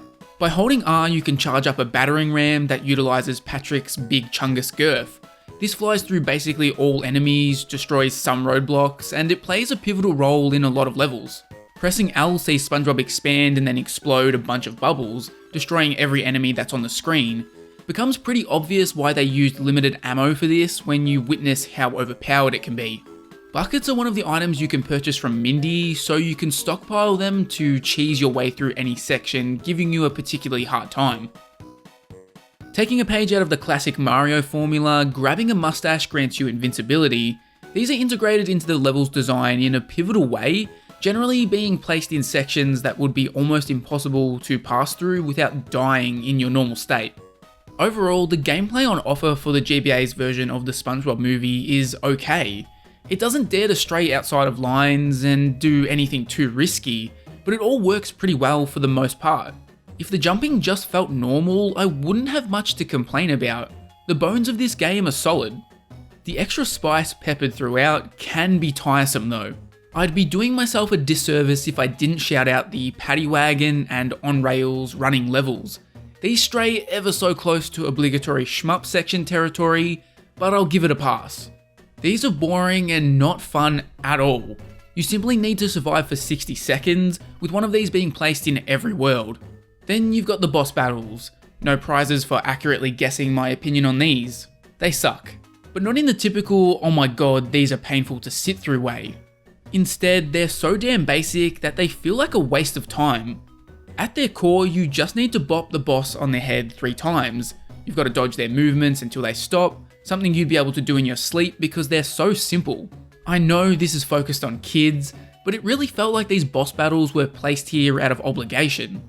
They pretty much always utilize an iconic villain from the movie, so it's a shame they didn't get more creative for these encounters. That might be for the best though, because I felt the wrath of some pretty silly glitches during these sections. The first came during a boss battle with Dennis, where I would instantly die when the boss battle started. It was both infuriating and hilarious. Then the finale of the game thought they'd go one better, and decided to murder SpongeBob and Patrick during a cutscene.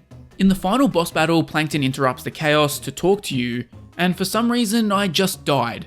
This happened multiple times until one time it just didn't. Very strange behaviour, but also more evidence towards these just being shoehorned in.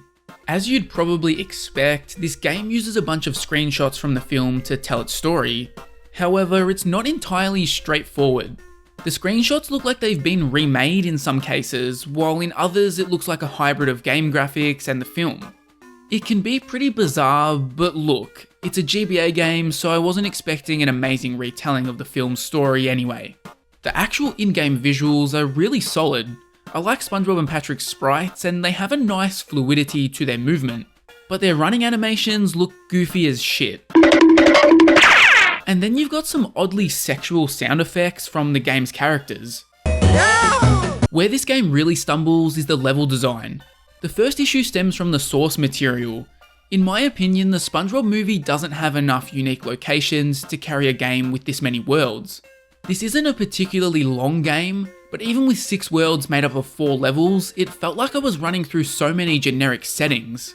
The start is particularly bad. I went through the first 2 worlds and the only interesting level was the brief encounter in the Thug Tug.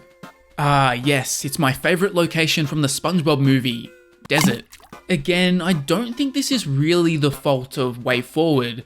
They could only work with what they had, and I think the movie this is based on doesn't really lend itself too well to a video game retelling. To keep things from being a strict A to B platformer, they borrow some gimmicks seen in other platformers, like constantly falling ceilings that are trying to crush you. Some of these gimmicks work okay, but most of them are just tedious. My least favourite was the wind gimmick. In World 4, you have to put up with a massive gust of wind that picks up every few seconds, pushing you back until it stops. It doesn't make the level challenging or even particularly special and memorable. Instead, you're just pausing constantly, waiting for the game to let you continue on. A gimmick like this strips the game of any fun, especially when they dedicate basically an entire world's worth of levels to it. They follow this up with World 5 immediately, which is set at Shell City. Because Shell City is out of the water, these levels have a gimmick where SpongeBob and Patrick are constantly on the brink of death and need to activate the sprinkler system repeatedly to make it to the end. Again, it's just not fun to play. It's a genuine slog, and dedicating entire worlds to this stuff is just plain cruel. I could maybe stomach these kinds of gimmicks for a single level, but instead 2 entire worlds back to back were thoroughly unenjoyable. It essentially completely ruined my enjoyment of the game. The only acceptable level gimmick is the one where you're running on David Hasselhoff, and that's only because you can ground pound on that Hasselhoff ass. I think I'm being so harsh on these gimmick levels because the normal levels can be really good. Almost all of them stray from linear design, offering numerous branching paths that could be a shortcut or lead you to a 1-up or extra bucket ammo. Despite these paths, levels always felt fluid, and no matter which road I took, it just felt right. It's not perfect though. Some levels do end in like a minute, which was always a bit of a shock and gave me the impression that Way Forward were given a very short amount of time to put this together. I have to say, the SpongeBob movie isn't too bad. It's a decent little 2D platformer, and you could certainly do a lot worse on the GBA. Hell, just throw a dart at basically any game I've reviewed in the past year, and you could probably find a game trying to achieve something similar, but way worse. If the platforming was tweaked a little and some of the gimmicks were culled, I could have seen this being an underrated gem of the GBA. It doesn't quite hit that mark, but if you're a fan of SpongeBob, you'll have fun here, certainly in comparison to all of the other handheld SpongeBob games I've played so far. This game genuinely had a chance to compete for the top tiers, but too many well-meaning, but ultimately awful ideas spoil it enough that I've got to slide it down to C tier.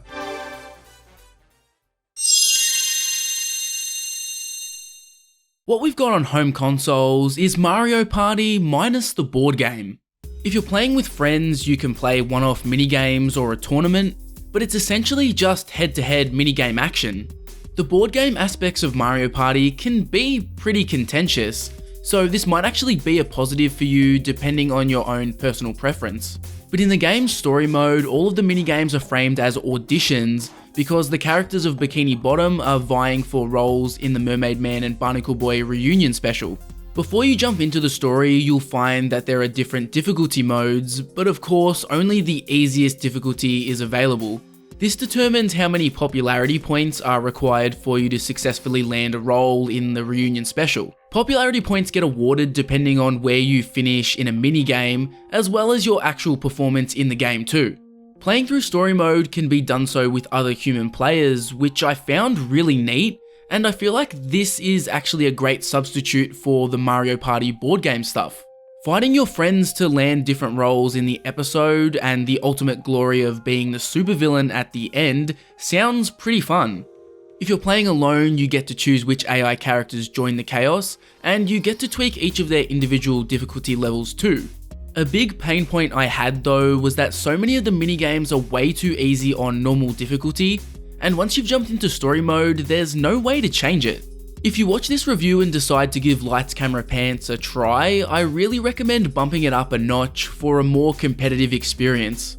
The heavy hitters from the series are available here. SpongeBob obviously, Patrick, Squidward, Sandy, Mr. Krabs and Plankton! It's a pretty good selection, and considering they don't have stats or anything, it's really just a cool visual treat for the player.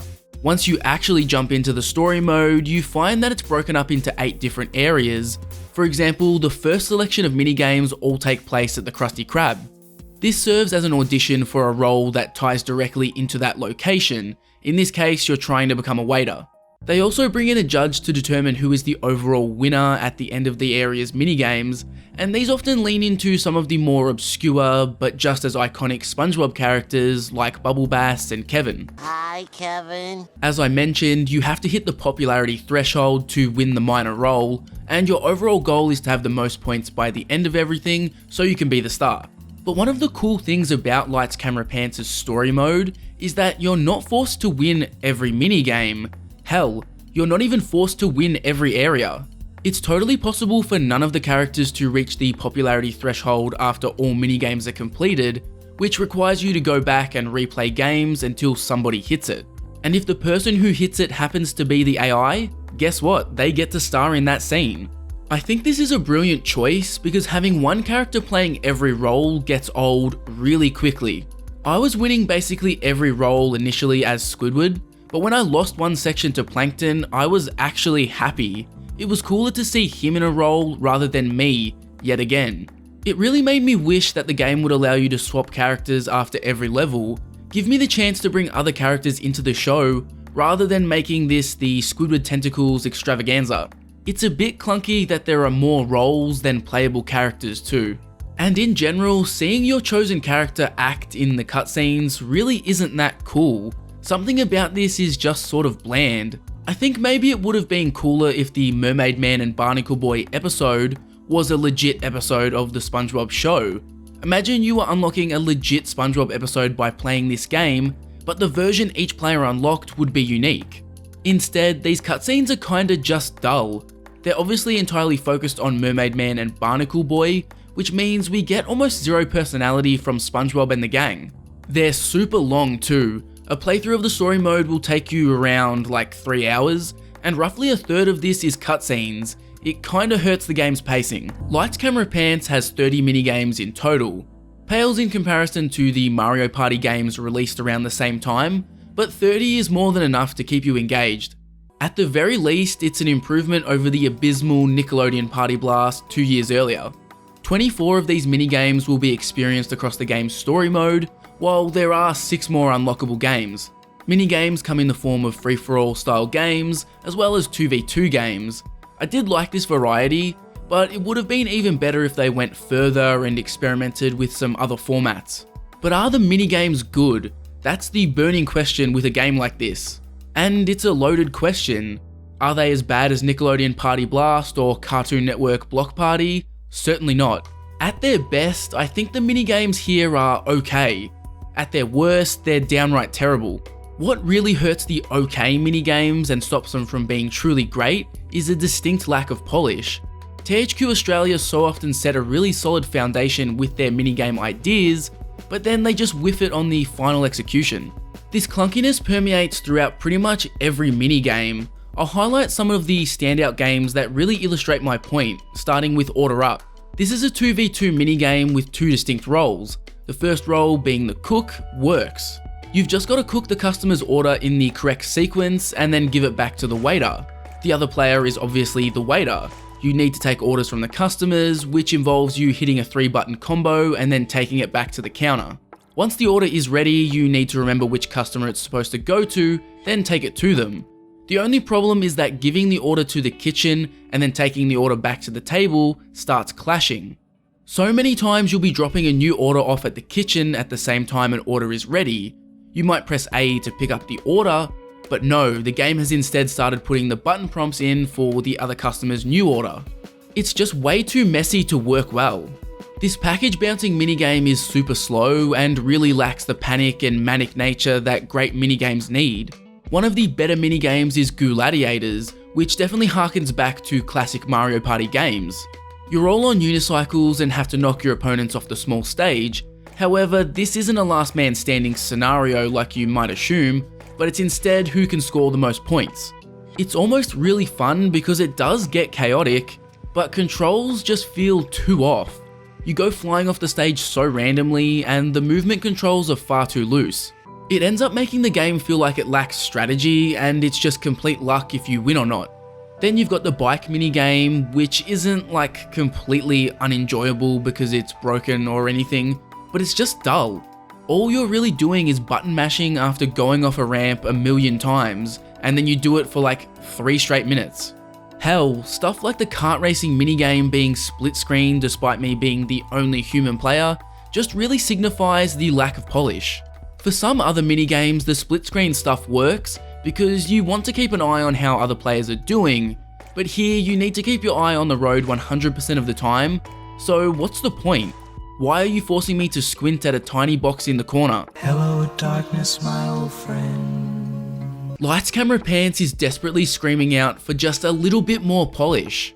Simple stuff like the input of your button presses in this Rock Band minigame feeling way off, or the follow the leader minigame doing a poor job of signifying when it's your turn, just shouldn't be present here.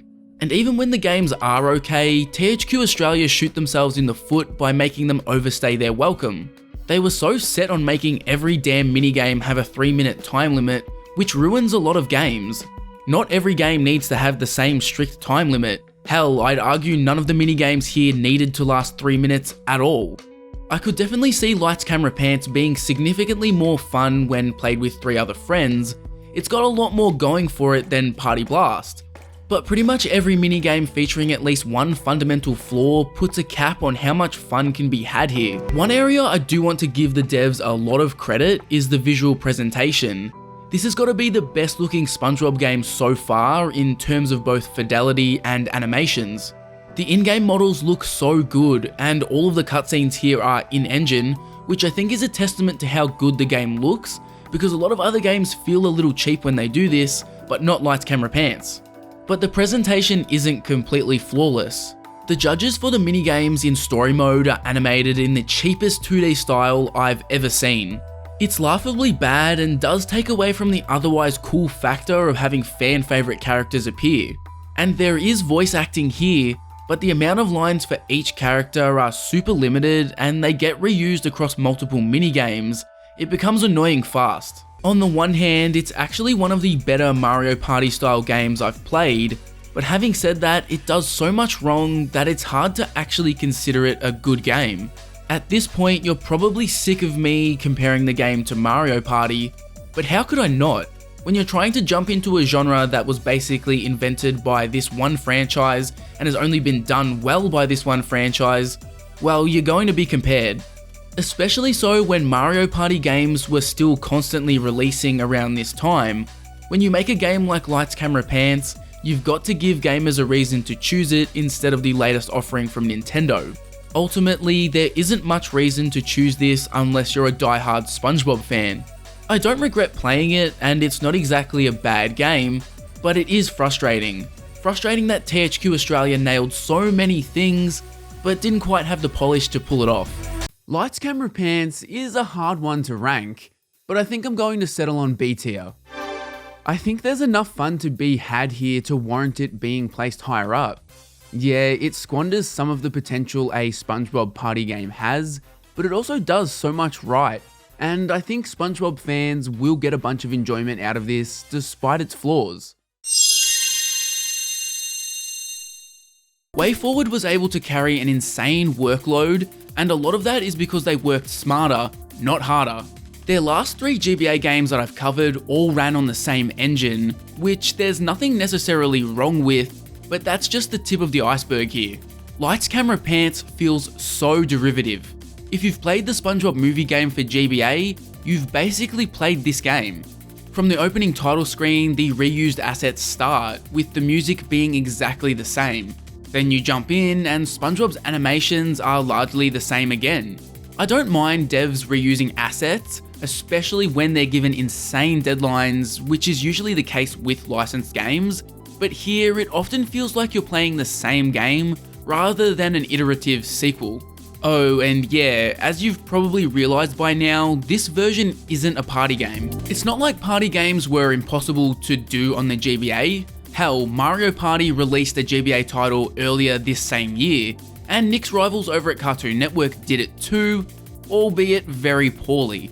But I think steering away from the party game genre was a wise decision. I haven't played Mario Party Advance, but all of the minigame collection titles I have played on GBA just don't work. The GBA was so limited with what kind of minigames you could do that they all feel basic and samey. Instead, this version is a 2D platformer where SpongeBob and friends need to wrangle Mermaid Man and Barnacle Boy so they can film a new episode of their show. Giving the game some much needed life is the Super Mario Bros. 2 inspired character system. Rather than playing as just SpongeBob or a team up with Patrick, you have 4 characters to choose from, with Sandy and Squidward joining in. Each character has unique abilities that aren't insanely different, but they work better or worse in certain scenarios. It adds a layer of strategy to the platforming. Without looking too deeply, I'd imagine there would be a sizable speedrunning community around this game just based on this system. Working out optimized routes through levels based on character skills does sound pretty cool. The characters also act as your lives. Dying with SpongeBob will instantly bring you back into the action as Patrick. You can also change which character you're controlling at any time by tapping R. Smartly, I don't think any obstacle ever truly needs a specific character. If it did, you would be out of luck if you had that character die earlier in a level. Somebody might be able to correct me in the comments, but I didn't come to a hard roadblock at any time in my playthrough. Each character has the same amount of abilities available to them, but what each button press does is different. You've got a standard attack when you press B while standing still or walking, a dash attack activated while running, and then a mid-air attack activated while jumping. Let's look at each character individually. SpongeBob is the most fun to control from a movement perspective, but combat is a very mixed bag. His standard attack is complete garbage, but his other 2 attacks are very handy, especially his mid-air attack. This sees SpongeBob begin to float. No idea how this would kill enemies, but it's so overpowered. If I wanted to cheese my way through to the end of the game, I would have just used SpongeBob the entire time, but I decided to rotate around purely based on my deaths instead.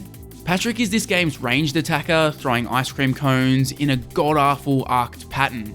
Arced range attacks in games like this always suck, so this was a big strike against Patrick immediately. But then his cartwheel dash attack is reliable, and the ground pound is used frequently for removing roadblocks, so he was redeemed slightly. Sandy is probably the most well-rounded character. Her standard attack is just a normal punch, and then she whips out her lasso for dash and mid-air attacks. But her best quality comes in the form of her very random immunity to deadly spikes. This means large chunks of levels can actually be skipped through if you've still got Sandy up your sleeve. It also got me questioning whether the other three characters had similar special traits. The game doesn't at all advertise that Sandy can do this, you're forced to just sort of stumble upon it yourself, and I didn't discover an equivalent ability for the other three, so I was left unsure. And finally we come to Squidward, the worst of all the characters. First off, Squidward is a ranged attacker, but look at how long the cooldown is for this clarinet blast. The time it takes between attacks is absurd, and to top it off, his dash attack isn't even a dash attack. Squidward stops dead in his tracks when using this, rather than flying through enemies like the other three. His one redeeming quality is that his mid-air attack also serves as a super jump, but that doesn't even come close to the usefulness of Sandy's spike invincibility. Well, at least his level complete animation is kind of funny. Despite offering a lot of combat options, the combat in Lights Camera Pants sucks. Fighting off enemies just never feels right no matter which attacks you use, which is a big issue because this game leans way more into the combat than actual platforming. After just 2 hits from enemies, your character will die, which might seem brutal on the surface, but this game is laughably easy.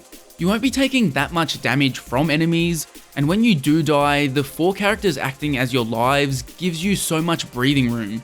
When you combine that with a pretty generous offering of power-ups that revive characters, well, I never ran out of characters. It is a surprise that I didn't die more often with the game's obnoxious double tap the D-pad to run control scheme.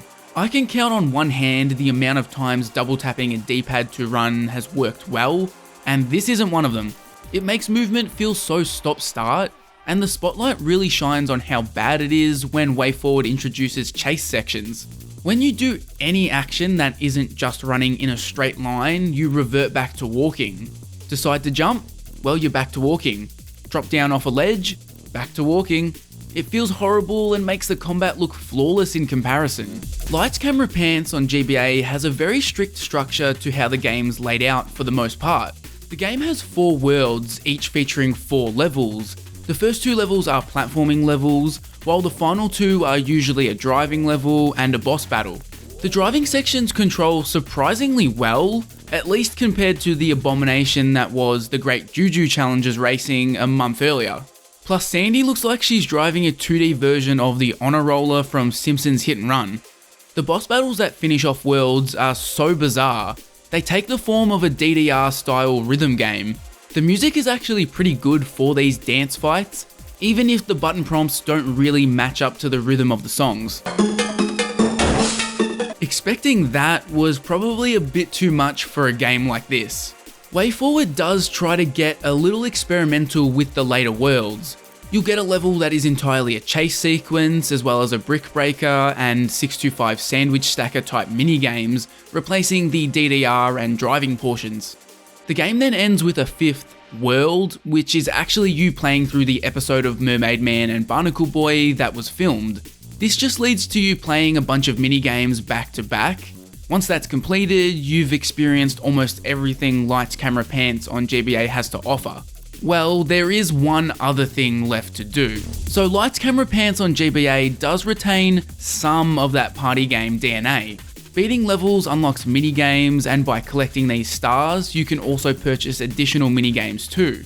To get enough stars to unlock all the minigames, you'd have to play through the levels a bunch, which just isn't worth it. Especially when most of the minigames are just things you've already experienced in the main game. And visually, it looks pretty good, even if a lot of SpongeBob and Patrick's assets are reused. The music is the most egregious offender though. I swear most of the tracks here were copy and pasted from the SpongeBob movie. It's far too obvious that Lights Camera Pants on the GBA was designed to be pushed out as quickly and cheaply as possible. That's not to say it doesn't have its good qualities, but you can definitely tell it was designed to be pushed out the door as quickly as possible. I would have liked it to be disguised a little better. The amount of reused assets is really pushing the limits here. While this game often does feel like a budget rehash, it also might be the most fun of WayForward's 2 GBA SpongeBob games. I wouldn't really recommend this game, but if you're really wanting to play a SpongeBob GBA platformer, this would be the one. With Lights Camera Pants being the best of the 2D platformers so far, I've got a difficult choice. Is it good enough to elevate above Battle for Bikini Bottom and the SpongeBob movie into B tier, or does it join them in C tier? Unfortunately, I don't think it's quite good enough to find itself worthy of B tier, so C tier it is.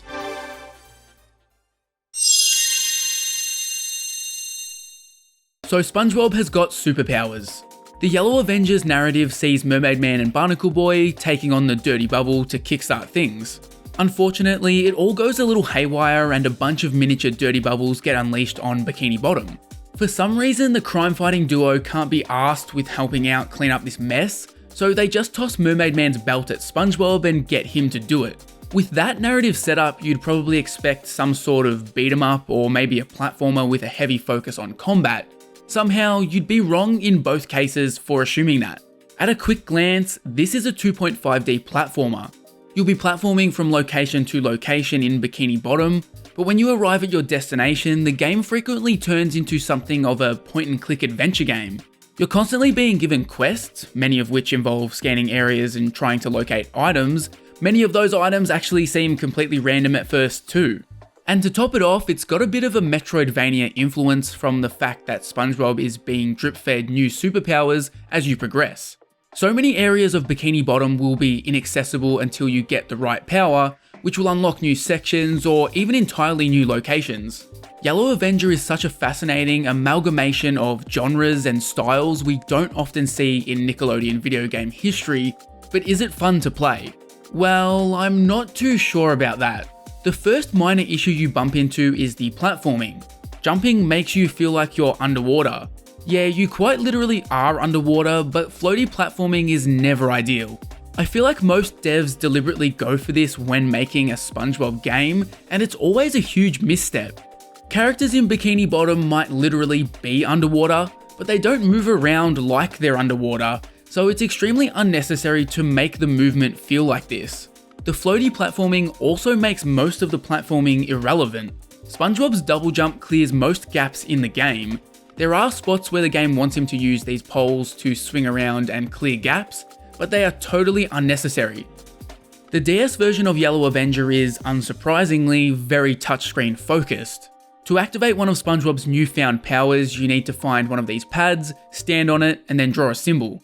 This then starts a timer where you have a very limited window to use the power. SpongeBob can do stuff like summon sea creatures to use as a platform, shoot a bubble ball, and gain super strength. To use the superpowers for a bit longer than the standard time limit, you'll need to fill up your superpower meter, which requires you to capture little dirty bubbles. As you're running around Bikini Bottom, you'll find citizens being harassed. Jumping on their head will save them and allow you to grab a dirty bubble, which fills up your meter.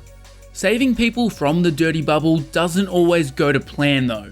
Much like the MCU, Yellow Avenger isn't too concerned with lingering on the collateral damage caused by superpowers. SpongeBob killed several civilians in the course of my playthrough. Tantalus also used a similar mechanic for refilling SpongeBob's health. You'll frequently come across jellyfish, and if you grab these, it takes you to a mini game where you have to milk them. Oh yeah, you can milk anything with nipples. Doing this gives you jelly that is stored in your inventory and will restore your health when used. The game actually requires some thought when doing this jellyfish milking. You have to get the rhythm correct to extract more jelly from them. If you just start yanking these teats, you'll get a smaller return. Having to constantly milk jellyfish if you want to restore your health is unbelievably tedious. I would have much preferred if you just had to grab them to restore your health. With this game being sold as a superhero tale and SpongeBob literally receiving superpowers, you'd imagine this would be an action-packed game, but that's just not the case. You almost never use your powers in a combat scenario. Instead, you use them to complete the dozens of fetch quests thrown at you. Characters just give you a never-ending list of menial things to go find, which is made all the more tedious by how sprawling this game's world is.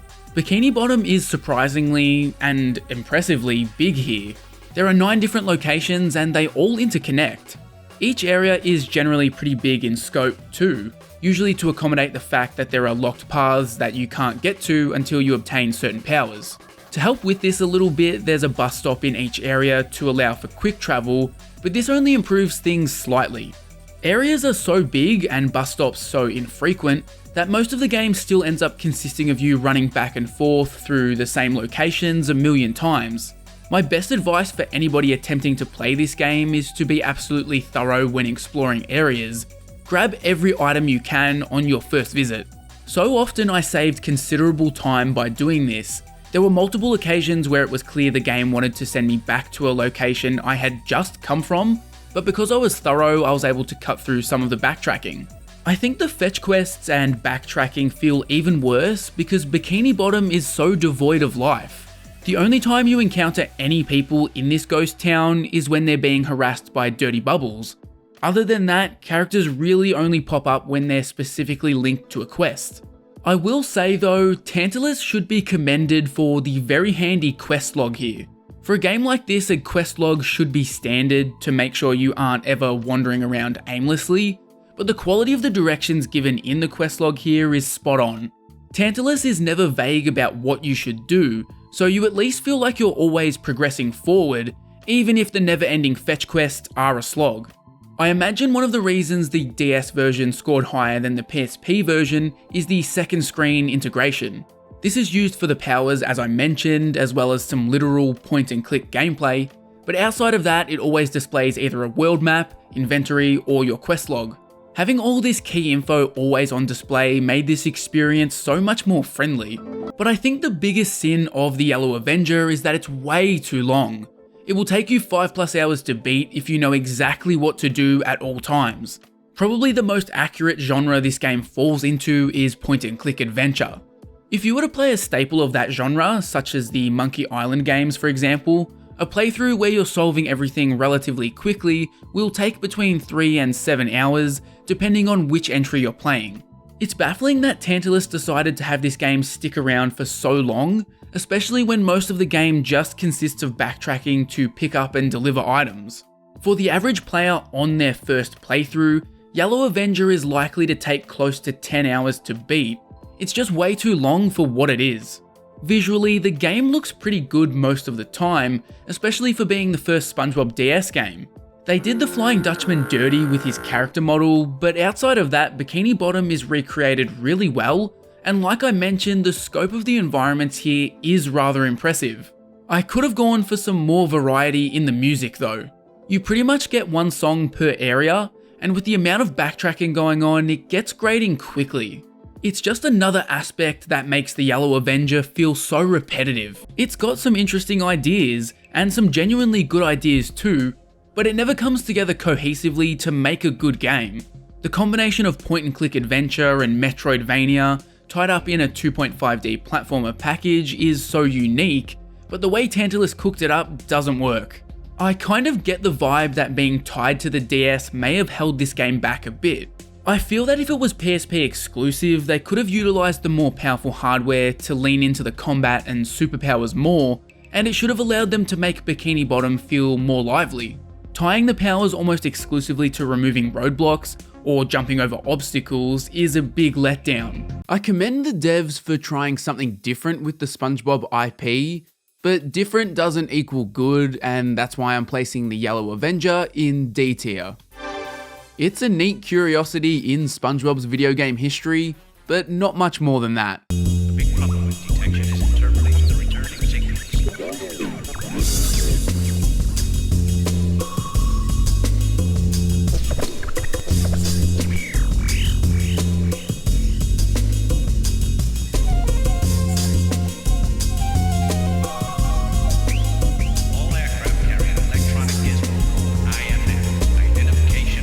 And with that, we have reviewed and ranked every game across the first 4 years of SpongeBob's video game history. It's crazy to think that 11 unique SpongeBob games were released across this span. These days, we're lucky to get one SpongeBob game every 4 years. The 2000s truly were the glory days of licensed games, and as a child of this era, I certainly miss it, even if there were more bad games than there were good. So far we've got just one game in S tier. As we go forward, it's going to be pretty interesting to see if any other games can join Battle for Bikini Bottom. Revenge of the Flying Dutchman and the SpongeBob movie come oh so close, but they just lack that special secret ingredient to make them true S tier games. On the flip side, we also don't have any F tier games yet, which is pretty impressive considering how many licensed game train wrecks were released around this time. Hell, just look at pretty much any of my Cartoon Network game reviews from around this era if you want a feel for how bad some of these games can be. I'm incredibly excited to see how things progress in part 2. We're moving into an era of SpongeBob games I'm really not that familiar with. I played a lot of the early games, and I've played most of the recent ones, but this middle period is filled with unknowns. And now that the 2D platformers are mostly over, I can't wait to see what other genres are in store for SpongeBob. In part 2, I'll be covering everything from Creature of the Krusty Krab, all the way through to Truth or Square. To make sure you catch that review, hit the subscribe button. You guys showed up in a massive way for my last video covering all of the Nicktoons Unite games, and you made it the most successful video in this channel's history. But also, like 90% of you guys are not subscribed. Until next time, later.